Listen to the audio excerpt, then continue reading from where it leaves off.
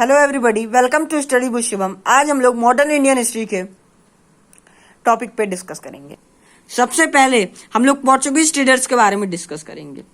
भारत में, क्योंकि भारत में जो सबसे पहले ट्रेडिंग कंपनी आई थी वो 1498 में पुर्तगालियों की ही आई थी, और सबसे आखिरी कंपनी जो भारत से गई थी वो 1961 में पुर्तगालियों की ही गई थी।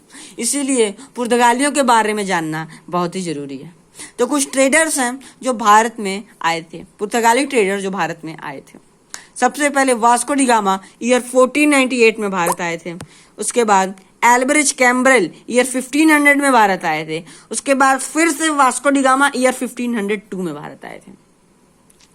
वास्को डी गामा के बारे में अब थोड़ा डिस्कस करते हैं। तो Vasco D gamma navigator school का एक छात्र था जो कि पुर्तगाल में है, और वास्को डी गामा को मैनुअल फर्स्ट के द्वारा भारत के साथ व्यापार करने के लिए फाइनेंशियली मदद की गई थी। अब पुर्तगालियों की कुछ जर्नी के बारे में डिस्कस करते हैं। ये वर्ल्ड का थोड़ा सा मैप, छोटा सा मैप है। ये अफ्रीकन नेशन है, अफ्रीकन कॉन्टिनेंट है। ये इधर यूरोपियन कॉन्टिनेंट है, और इधर इंडिया है, और इधर छोटा सा ये पुर्तगाल है। पुर्तगालियों ने सबसे पहले क्रिस्टोफर कोलंबस को इंडिया की खोज करने के लिए भेजा ताकि वो उनके साथ व्यापार स्थापित कर सकें। तो क्रिस्टोफर कोलंबस ने नॉर्थ अटलांटिक ओशन से अपनी जर्नी शुरू की, लेकिन वो गलती से मिसगाइड होकर अमेरिका की खोज कर दी है।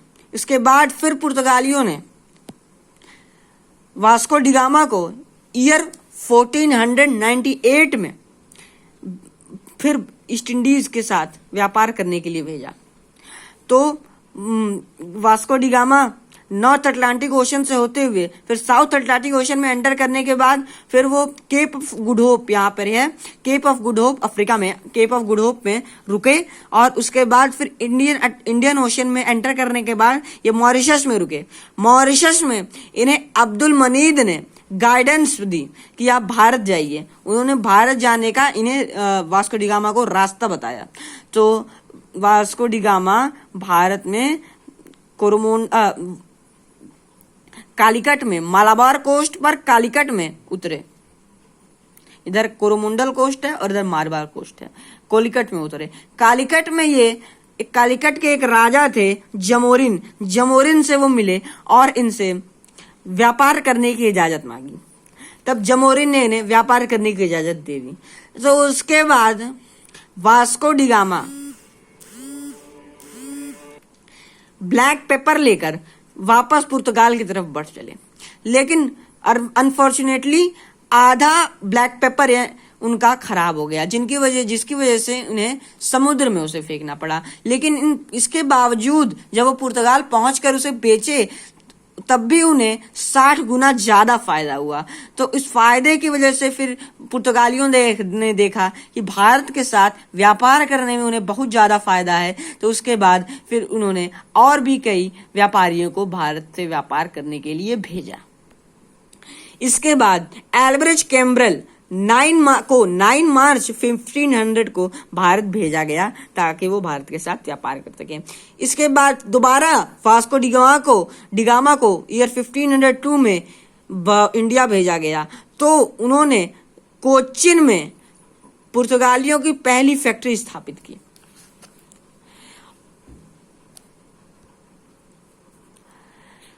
भारत के साथ उस समय अरबियों का भी व्यापार होता था। तो अरबियों ने जब देखा कि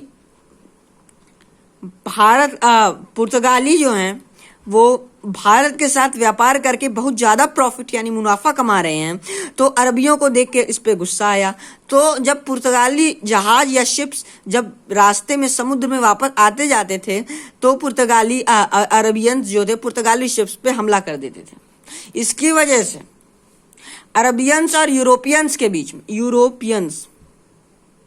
बीच में एक रावेलरी उत्पन्न हो गई, जिसकी वजह से पुर्तगालियों ने अपनी पॉलिसी में बदलाव ला दिया। इसके बाद ये हथियारों के साथ व्यापार करना शुरू कर दिए। इसे इन्होंने वेपन बेस्ड ट्रेड पॉलिसी कहा, जो कि 1505 में आई थी। अब वेपन बेस्ड ट्रेड पॉलिसी में क्या था? वेपन बेस्ड ट्रेड पॉलिसी में पुर्तगालियों ने एक गवर्नर को अपॉइंट किया था। इस गवर्नर का कार्य था कि वो भारत में व्यापार की को डेवलप कर सके और ट्रेडर्स और ट्रेड की वहां पे रक्षा कर सके। कुछ इंपॉर्टेंट गवर्नर हैं जैसे अल्मीड़ा, अल्बुकर्क, और सबसे पहले जो गवर्नर बना था वो अल्मीड़ा, पुर्तगालियों का सबसे पहला गवर्नर अल्मीड़ा बना था। इन्होंने ब्लू वाटर पॉलिसी अपनाई थी। इनका पूरा नाम फ्रांसिस्को डी अल्मीड़ा था। और इसके बाद अल्फांसो डी अल्बुकर्क पुर्तगाल के सेकंड गवर्नर भारत में बने थे। इन्हें रियल फाउंडर ऑफ पुर्तगीज भी कहा जाता है, क्योंकि इन्होंने लव एंड वार पॉलिसी अपनाई थी। लव पॉलिसी में क्या था? ये पुर्तगाली लड़कों के साथ इंडियन लड़कियों का विवाह करा देते थे और दहेज के रूप में ये बहुत बड़ा क्षेत्र भी कब्जा कर लेते थे। और इन्होंने वार पॉलिसी भी अपनाई थी। वार पॉलिसी में क्या था? वार पॉलिसी में ये बड़े बड़े क्षेत्रों पे कब्जा कर लेते थे वार के लड़ाई करके।